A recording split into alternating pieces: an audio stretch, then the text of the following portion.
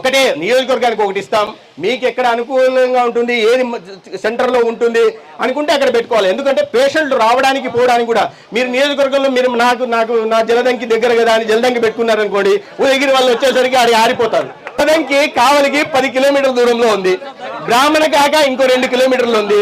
ఇంకా ఎక్కువ మాడితే చిన్న క్రాకలో పెట్టమంటారు వేణుగోపాల్ రెడ్డి. కాదు, ఎక్కడ సెంటర్ ఏంది, ప్రజాభిప్రాయం తీసుకోండి, ఏది ప్రజలకు అనుకూలంగా ఉంటుంది, వచ్చిపోవడానికి సౌకర్యంగా ఉంటుందో వాటిని చూసి. ఎందుకంటే డాక్టర్లు వచ్చిన వాళ్ళు, డాక్టర్లు ఉండడానికి కూడా నివాసం ఉండాలి కదా. నేను చిన్న క్రాకలో పెడతా అంటే డాక్టర్లకు ఉండడానికి ఇల్లు ఉండద్దా? కాబట్టి ఏది కేంద్రంగా ఉంటుందో చూసి మీరు ఎమ్మెల్యే గారు, మీరు అందరూ నియోజకవర్గ ప్రజలు మీరు చెప్పండి. మీ ఆకాంక్షల మేరకు, మీ ఆశయాల మేరకు నడుచుకునే ఎమ్మెల్యే ఉన్నారు కాబట్టి మీకు ఏదైతే సౌకర్యంగా ఉంటుందో మీ ఎమ్మెల్యే గారికి చెప్తే దానికి అనుగుణంగానే ఇక్కడ ఈ రోజు నేను చెప్పిపోతున్నా. మీరు ఎంత తొందరగా ఈ ఆర్ఎఫ్పి రాబోయే 3 నెలల్లో పూర్తవుతుంది, ఎంత తొందరగా ప్రతిపాదనలు పంపిస్తే అంత తొందరగా మంజూరు చేస్తాం.